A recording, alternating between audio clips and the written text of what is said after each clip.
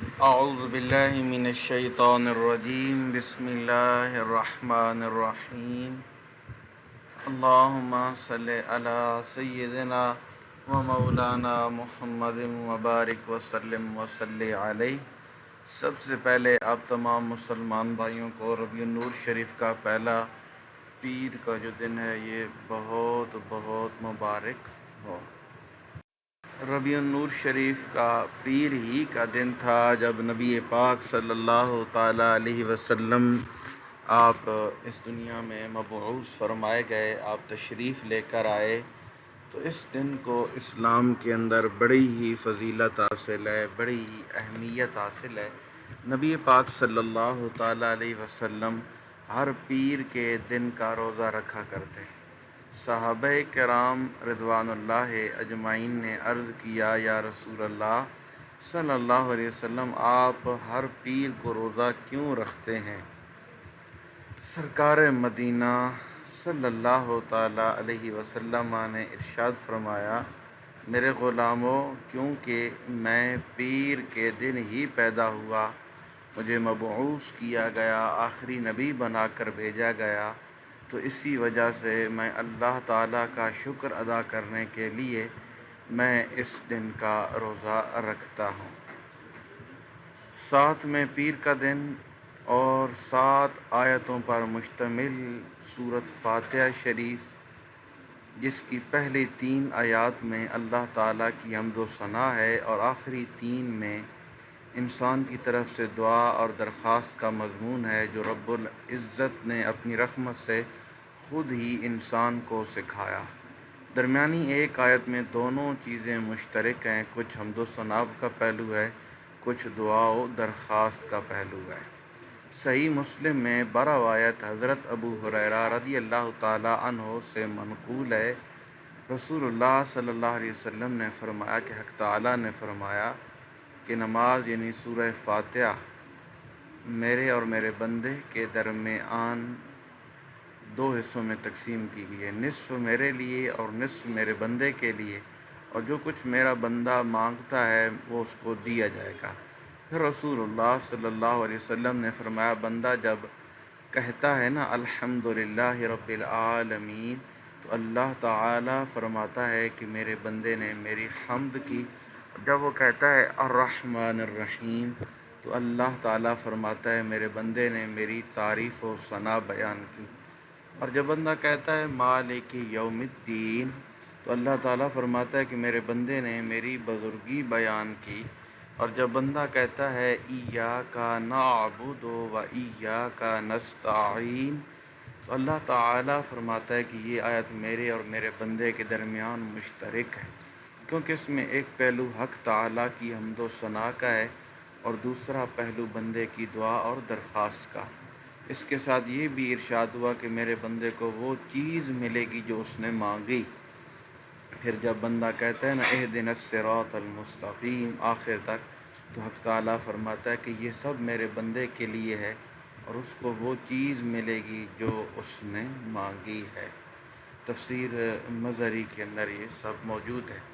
تو رسول اللہ صلی اللہ علیہ وسلم نے فرمایا، قسم ہے اس ذات کی جس کے قبضے میں میری جان ہے، سورۃ فاتحہ کی نظیر یعنی مثال نہ تورات میں نازل ہوئی، نہ انجیل میں، نہ زبور میں، اور نہ خود قرآن کریم میں کوئی دوسری صورت اس کی مثل ہے۔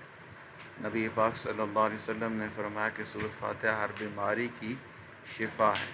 اسی طرح حدیث شریف میں ہے، رسول اللہ صلی اللہ علیہ وسلم نے فرمایا قرآن کریم کی سب سے عظیم ترین جو صورت ہے وہ الحمدللہ رب العالمین ہے۔ سورۃ الفاتحہ کی میں کہتا ہوں کہ اس سے زیادہ آسان تشریح شاید نہ سنیں آپ۔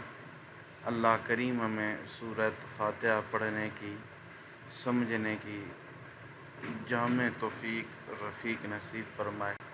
سورۃ فاتحہ کا یقین کرے، جب میں خود نام سنتا ہوں نا، میرے دل کے اندر ایک ٹھنڈک سی جو ہے نا وہ پیدا ہوتی ہے، ایک عجیب سی خوشی پیدا ہوتی ہے۔ جب بھی کوئی کہتا ہے سورۃ فاتحہ یا پڑھتا ہے، عجیب سی فرحت محسوس ہوتی ہے۔ اللہ کریم میرے سب چاہنے والوں کو، دوستوں کو، ماؤں بہنوں بیٹیوں کو اللہ کریم سلامتیوں سے مالا مال فرمائے۔ ٹھیک ہے، تو سورۃ فاتحہ ہر مرض کی دوا بھی ہے۔ فرمایا کہ اگر جسم میں کہیں درد ہو تو درد کی جگہ پہ ہاتھ رکھ کر 7 مرتبہ سورۃ فاتحہ پڑھے تو انشاءاللہ آرام ملے گا۔ طب نبوی کے کتاب اور سنن دارمی کے اندر بھی یہ حدیث موجود ہے۔ ٹھیک ہے، کہ اگر جسم کے کسی حصے میں درد ہو، درد کی جگہ ہاتھ رکھ کر 7 مرتبہ سورۃ فاتحہ پڑھ کر دم کر دیں تو انشاءاللہ آرام ملے گا۔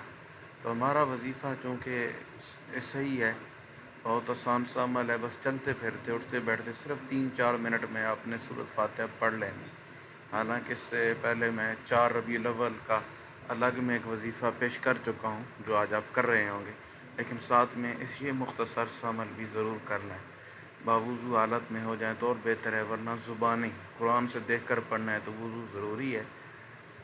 وہ تو اول آخر 3 بار درود پاک، درمیان میں اپنی تمام جائز حاجت خواہش رکھ کر 7 دفعہ درود پڑھ کر گھر میں ہیں تو گھر میں پھونک مار دیں، جس جگہ پہ بھی ہیں پھونک مار دیں، انشاءاللہ اللہ کے فضل و کرم سے سورہ فاتحہ کی برکت سے نور ہی نور پھیل جائے گا۔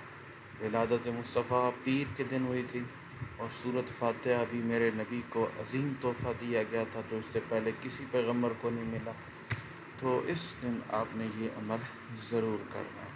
بس یہ مختصر سا وظیفہ جو تھا میں نے آپ کے سامنے رکھ دیا ہے۔ اللہ تعالیٰ مجھے اور آپ کو سمجھنے کی توفیق رفیق نصیب فرمائے۔ تو ایک دفعہ اس کا ترجمہ پڑھ لیتے ہیں۔ سب تعریفیں اللہ تعالیٰ کے لیے ہیں جو تمام جہانوں کا پالنے والا ہے، بڑا مہربان، نہایت رحم کرنے والا ہے، بدلے کے دن یعنی قیامت کا مالک ہے۔ یا اللہ تو قیامت کا مالک ہے، ہم پر قیامت کو آسان فرما دینا۔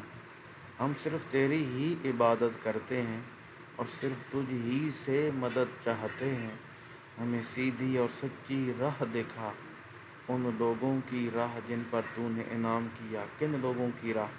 انبیاء کی راہ، صدیق اکبر کی راہ، عمر فاروق کی راہ، عثمان غنی کی راہ، حضرت علی المرتضیٰ کی راہ، سب صحابہ کی راہ جو ہے، اس کا یہ جو ہے ان لوگوں کی راہ سے مراد ہے جن پر تو نے انعام کیا، ان کی نہیں جن پر تو نے غضب کیا، یعنی وہ لوگ جنہوں نے حق کو پہچانا مگر اس پر عمل پیرا نہیں ہوئے، اور نہ گمراہوں کی، یعنی وہ لوگ جو جہالت کے سبب راہ حق سے جدا ہو گئے۔